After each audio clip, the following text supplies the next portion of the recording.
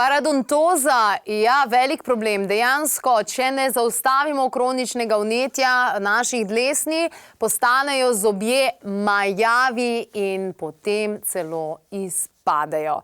Tako da to je nekaj, s čimer se moramo ukvarjati, če slučajno imamo tiste znake in na kakšen način, na kakšen naraven način.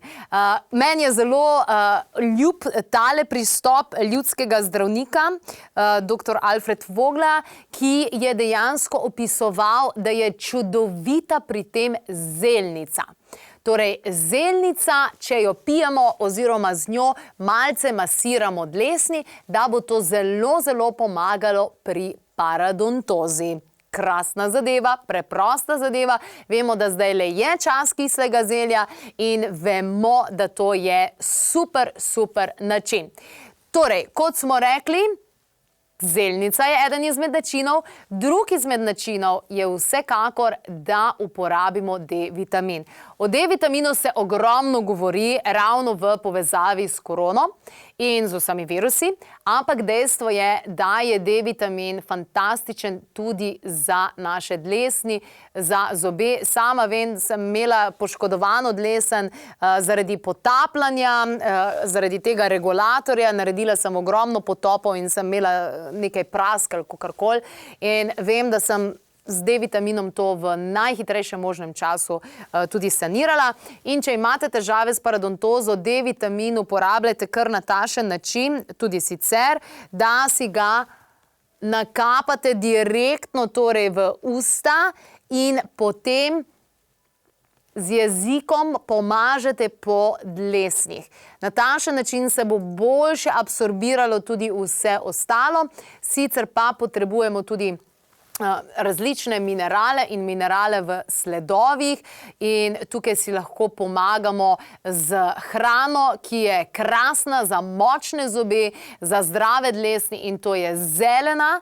Zelena tudi poveča izločanje sline, se pravi, to je povezano z encimi, krasna zadeva. Potem kokosovo olje, seveda izberite ekološkega, kot tudi zeleno. Tukaj je dejansko proti oblogam in bakterijam in iz kokosovega olja si lahko naredite tudi domačo zobno pasto. In pa špinača. Špinača je tudi super za zobno sklenino, tako da vam lahko krasno pomaga tudi hrana. Kajti hrana je zdravilo in zdravilo je dejansko hrana, tako je omenil že sam Hipokrat. In kot smo rekli, izberite torej ekološko. Zakaj ekološko? Zaradi tega, ker ekološko bo vsebovalo veliko več vseh tistih vitaminov, vseh tistih mineralov in mineralov v sledovih, kajti zemlja je precej izčrpana in potem je tudi hrana manj bogata, kot je bila včasih, bistveno manj bogata, zato moramo vse ekološko izbrati, da bo hrana torej dejansko tudi bolj hranljiva.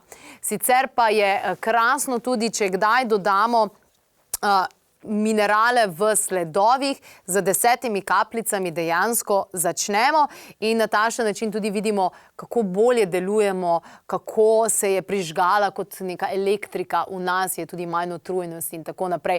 Kajti velikokrat so vzroki vseh naših težav v čem? V tem, da smo podhranjeni. In podhranjeni so tudi tisti, ki imajo recimo odvečne kilograme, si lahko mislite?